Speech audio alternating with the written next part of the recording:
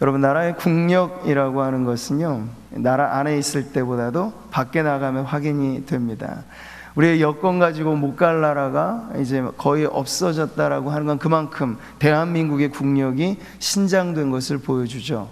1세대 이민자들은 사실 얼마나 눈칫밥을 먹으면서 모든 사람들이 안 하는 그런 일들부터 시작해서 타향살이하며 힘들게 살아왔는지 모릅니다. 그런데 이제는 이 대한민국이 그 위상이 많이 올라가서 디아스포라, 우리 한인들에게 있어서도 자긍심을 갖게 해주는 나라가 되었죠. 이 모두가 하나님의 은혜인 줄 믿습니다.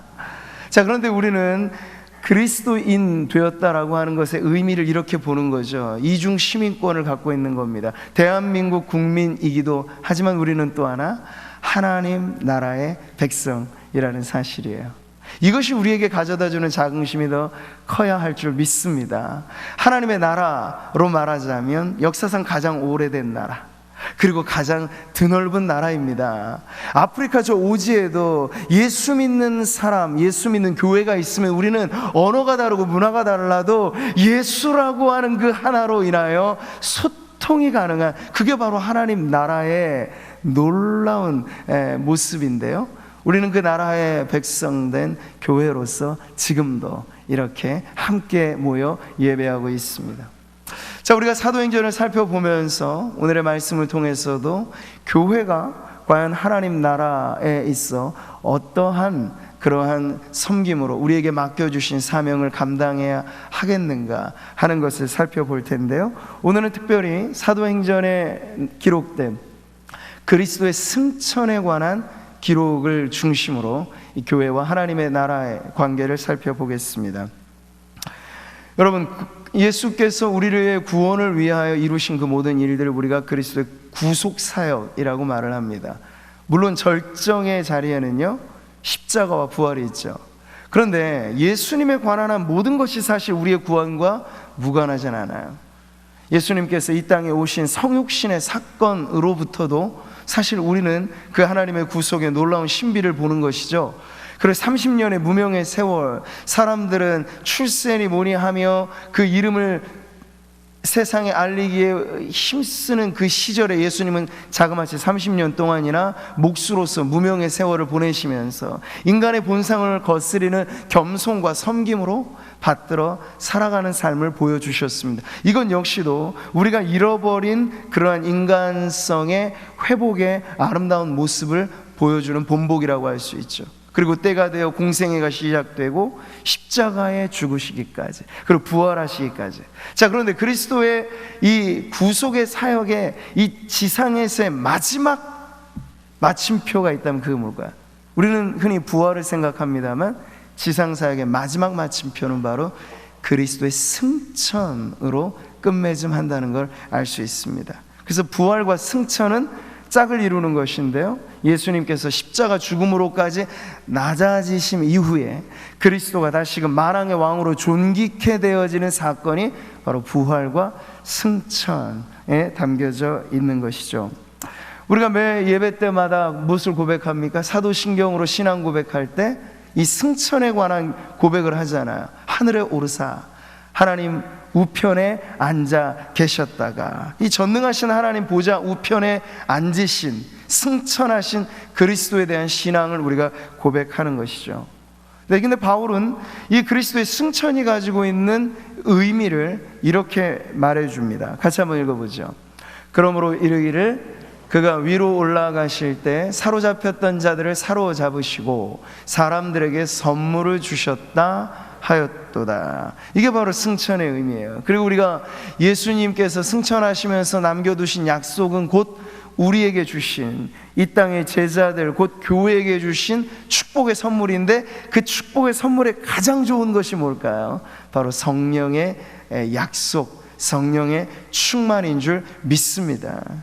내리셨던 그가 곧 모든 하늘 위에 오르신 자니, 이 또한 그리스도의 승천에 대한 표현이죠. 이는 만물을 충만하게 하려 하심이라. 보좌 우편에 오르심으로 인하여 이루어진 일은 이제 예수님은 마치 전쟁에서 승리한 개선 장군과 같이 영광스럽게 이제 등극을 하시고 이것으로 이루어지는 하나님의 나라가 이 땅 가운데 그리고 만물에 충만케 되어지는 것을 이제 보게 되었다고 말씀하고 있는 거죠. 자, 오늘 사도행전의 기록은 바로 역사상 이루어진 그 그리스도의 승천의 자리에 우리를 초대합니다. 9절의 말씀이죠. 같이 한번 읽어볼까요? 이 말씀을 마치시고 그들이 보는데 올려져 가시니 구름이 그를 가려 보이지 않게 하더라. 여러분, 이것은 그저 어떤 신비로운 신화적인 이야기가 아닙니다. 지금 이 글을 기록하는 누가는요, 냉철한 역사가로 누가의 복음 그리고 사도행전을 기록했는데, 역사가적인 안목에서 이 기술은요, 예수님의 사심이 사실이고 부활이 사건이듯이 그리스도의 승천 역시도 실제로 제자들이 이 광경을 눈으로 똑똑히 지켜본 역사적 사건이라고 하는 것을 지금 중요하게 기록하고 있는 거죠. 이때 우리는 구약 성경의 한 사건을 떠올리지 않을 수 없습니다. 바로 예수님 이외에 죽음을 보지 않고 승천한 한 인물, 바로 엘리야의 승천 기사이죠. 그 장면에는요, 엘리야만 있지 않습니다. 엘리야의 직계 제자였고 후계자였던 엘리사가 함께하죠. 그래서 스승인 엘리야와 제자인 엘리사가 마지막 승천이라고 하는 이별의 현장에 함께 있는 그 모습, 이것이 사실상 구약의 모든 사건, 모든 인물, 모든 것들은 오실 메시아에 대한 예표요 모형이라고 하는 관점에서 볼 때, 바로 지금 사도행전에 나와 있는 그리스도의 승천, 그리고 승천하는 스승을 이제 떠나보내는 이 땅에 남은 제자들의 모습에 미리 보기라고 할 수 있는 거예요. 자, 그때 떠나가는 스승 엘리야를 붙잡고 제자인 엘리사가 간청하는 것이 있습니다. 그게 뭘까요? 같이 한번 읽어보죠. 당신의 성령이 하시는 역사가 갑절이나 내게 있게 하소서. 바로 이 대목이에요. 이 유비관계가 너무 분명하죠. 엘리야라고 하면 얼마나 놀라운 선지자로서, 그는 자신의 이름으로 기록된 말씀이 있는 선지자는 아니었습니다만 그의 행적 자체가 하나님의 위대하심을 나타내는 위대한 선지자였습니다.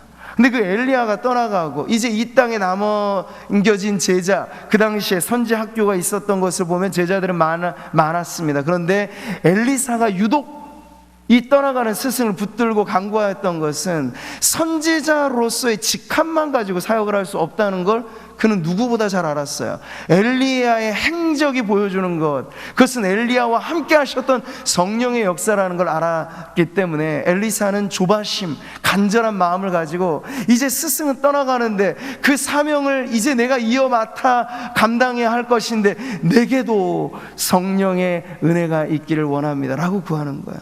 여기 갑절로 달라고 하는 것은요, 당시 장자들이 받았던 유업의 특징을 보여주고 있습니다. 그러니까 직계 제자로서 엘리야의 그 영성을 엘리사가 이어받기를 간구하였던 그런 간청이었죠. 이에 대한 엘리야의 답변이 이렇습니다. 나를 내게서 데려가시는 것은 내가 보면, 이 승천에 대한 예고인 거죠.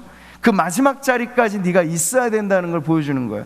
그 일이 그때 내게 이루어지려니와 라고 말씀하고 있어요.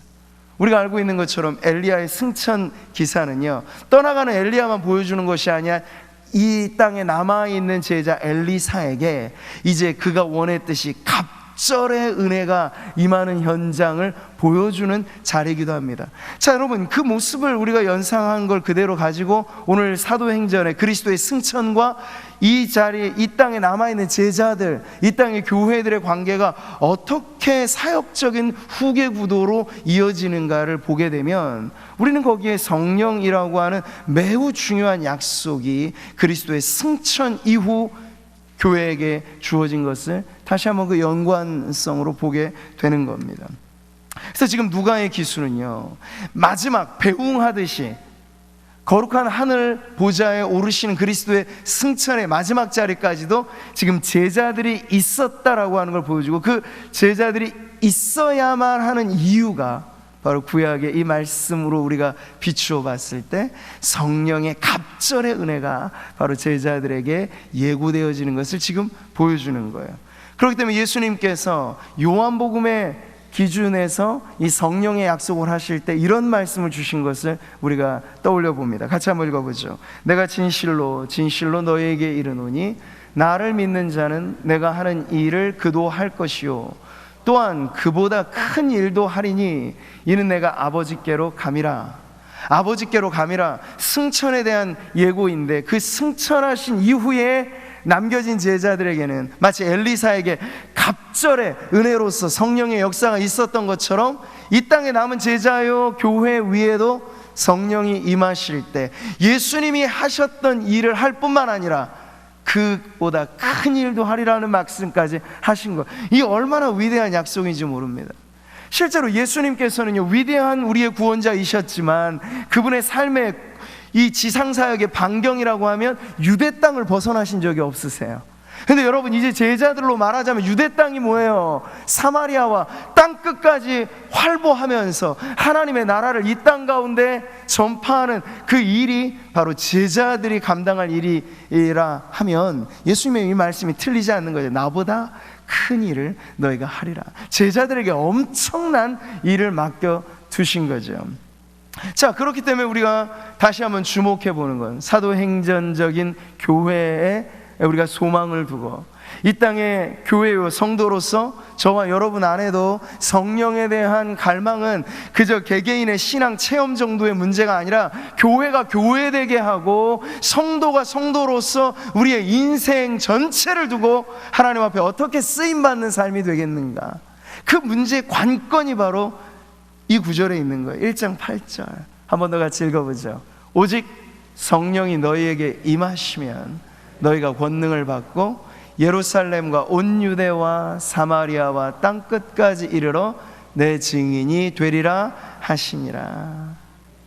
자, 이 약속을 듣는 제자들에게, 그리고 이 약속을 믿고 기도하며 기다리는 제자들에게 임하실 성령으로 말미암아 전혀 새로워지는 삶을 살아가게 될 것이다 약속하신 거예요. 거기엔 나이의 제한이 없고 성별의 제한이 없고 사회의 빈부 귀천의 제한이 없습니다. 딱 하나의 차이가 있다면 약속을 믿고 성령의 충만을 받아 누리느냐 마느냐의 차이가 있을 뿐이에요.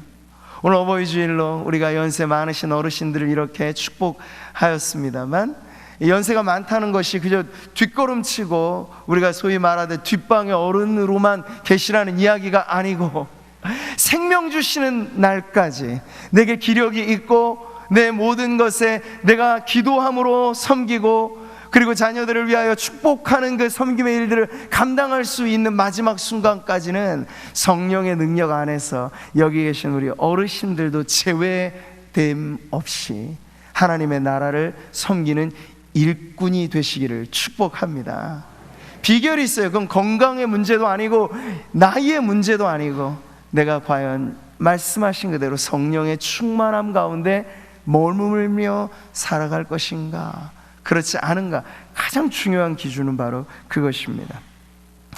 예수님 말씀하신 건 내가 너희를 고아와 같이 버려두지 아니하고 너희에게로 돌아오리라. 이것은요 궁극적으로는 재림에 대한 말씀이기도 합니다만 그보다 더 1차적으로는 성령께서 오셔서 이제 예수님은 육체로 부활하신 후 그 육체로 승천하셨잖아요. 그렇기 때문에 동일한 방식으로 육체로 부활하신 주님을 이 지상에서 우리가 볼 길은 없습니다만 신비롭게도 성삼위 하나님은 언제나 우리와 함께 하시되 그 특별한 방식으로 역사하시는 분이신데요, 이제 성령으로 역사하실 때 성령이 역사하시는 곳곳마다 누구의 이름이 드러날까요?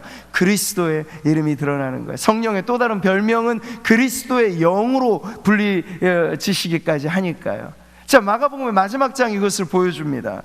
제자들이 나가 두루 전파할세 주께서 함께 역사하세요. 여기 주님은 누구를 말합니까? 그리스도를 말하는 거예요. 이미 승천하셨지만 성령이 역사하시는 자리마다 영적인 임재로서 그리스도가 함께 하신다는 거예요. 임마누엘은 여전히 우리에게 경험되는 축복인 줄 믿습니다. 그 따르는 표적으로 말씀을 확실히 증언하셨다. 누가요? 그리스도 예수께서 말이죠. 우리가 성례식 가운데 성찬의 은혜를 나눈다는 건 뭡니까?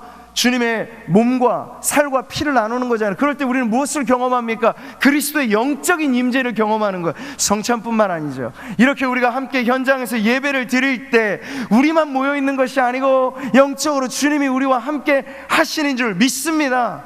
예배가 예배되는 자리마다 언제나 우리는 그리스도의 영적인 임재를 성령으로 인하여 경험하게 되는 거예요. 복음이 전해지는 곳마다, 그리스도의 이름으로 사랑의 봉사와 섬김이 있는 자리마다 영적인 임재는 성령의 역사를 통하여 경험되어진다. 그래서 우리를 절대 고아와 같이 내어버려 두지 아니하셨다 말씀하시는 거예요. 사랑하는 성도 여러분, 한번 상상해 보십시오. 이 승천의 마지막 자리에 있는 제자들을 말이죠.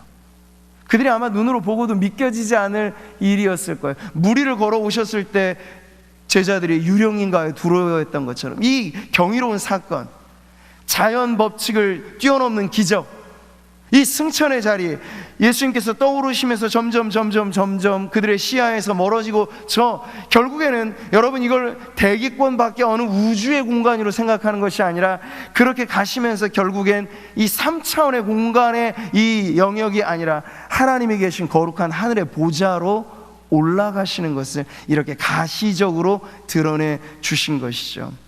자, 그들이 놀라움을 금치 못하면서 깜짝 놀라워하는 그 현장에 느닷없이 특별한 대상이 지금 등장하는 장면을 10절에서 보여주고 있습니다. 올라가실 때 제자들이 자세히 하늘을 쳐다보고 있는데 제자들의 모든 시선이 다 하늘을 향하고 있어요. 그런데 갑자기 제자들에게 두 사람이 등장합니다. 흰옷 입은 두 사람이 그들 곁에 섰다고 말해요. 이들이 누군가요? 부활의 현장에도 있었고 분명히 누가복음에 요한복음에 각각 나와 있는 사람들, 찬란한 옷을 입은 두 사람, 요한복음은 흰옷 입은 두 천사, 네, 바로 사람의 모습으로 등장한 천사들의 등장이 지금 나오고 있는 거예요. 그만큼 부활의 현장만큼이나 승천의 자리가 경이로운 역사의 현장이라고 하는 걸 지금 이 등장하는 천사들의 모습을 통해서도 알 수 있는 건데, 이 천사들이 등장해서 제자들에게 하는 말, 이게 오늘 본문의 마지막 구절이죠. 11절 같이 한번 읽어보겠습니다. 이르되 갈릴리 사람들아, 어찌하여 서서 하늘을 쳐다보느냐? 너희 가운데서 하늘로 올려지신 이 예수는 하늘로 가심을 본 그대로 오시리라 하였느니라. 네, 지금 제자들로 말하자면 변화산상에서 예수님의 변모하신 모습에 깜짝 놀라 정신이 오락가락하면서 어찌할 바를 알지 못해 베드로가 이 초막 셋을 짓고 여기에 영주하자고 얘기했을 그 어리벙벙한 상태하고 지금 거의 비슷한 거예요.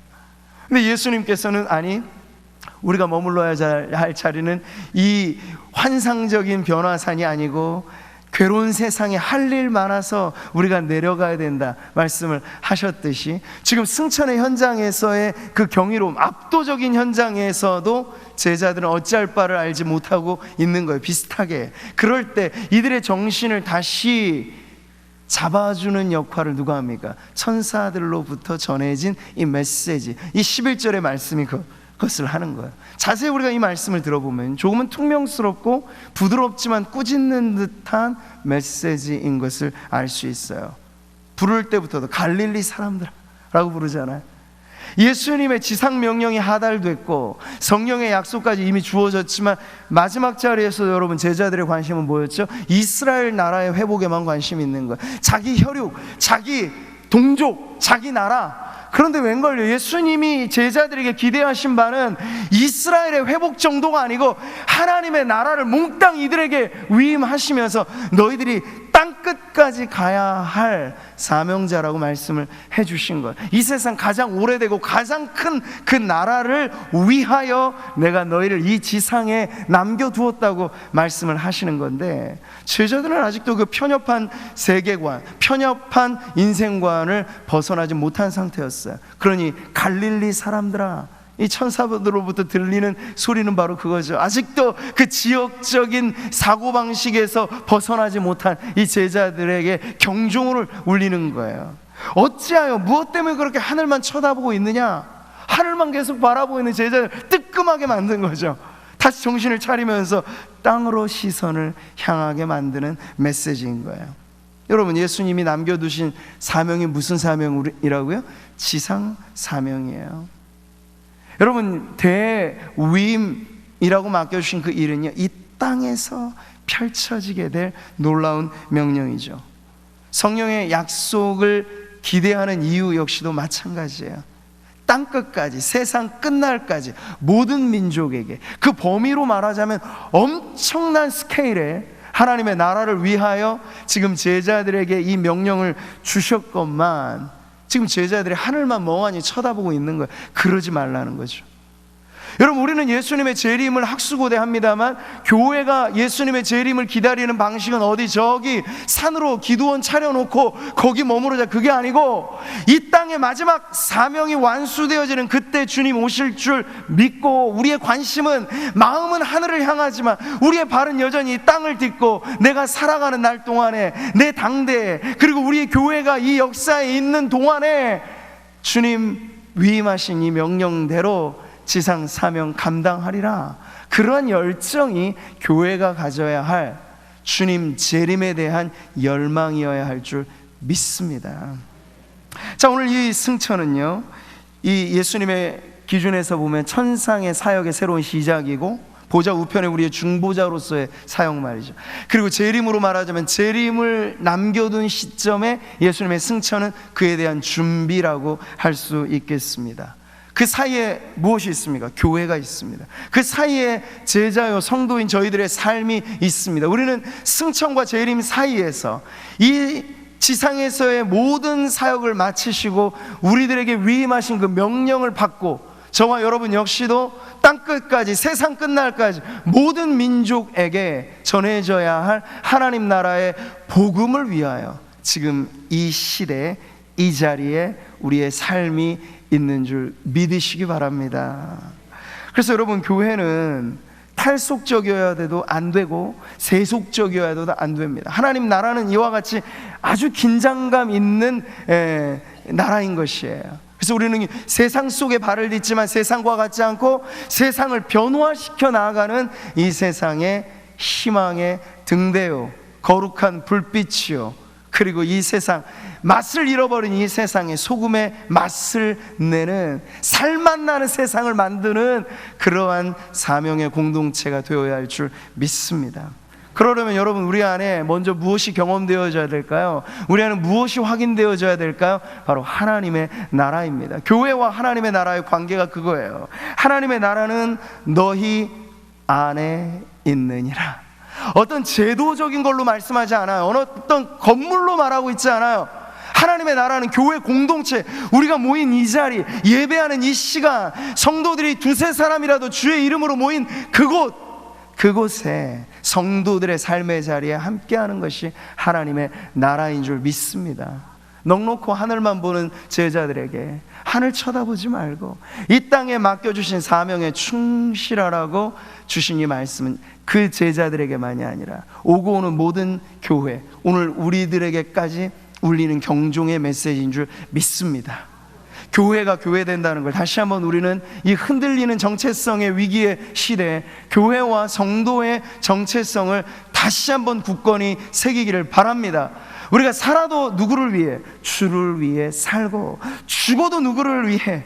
주를 위해 죽을 수 있다면 그것이 우리의 삶의 가장 뿌듯한 인생의 보람일 텐데, 바로 우리가 왜? 하나님의 나라의 백성이기 때문에 우리가 그러한 삶을 추구하고 그러한 삶으로서 하나님의 나라를 이 땅 가운데 전하는 저와 여러분, 그리고 우리 구미 상무교회 되기를 축복합니다. 바라봅니다.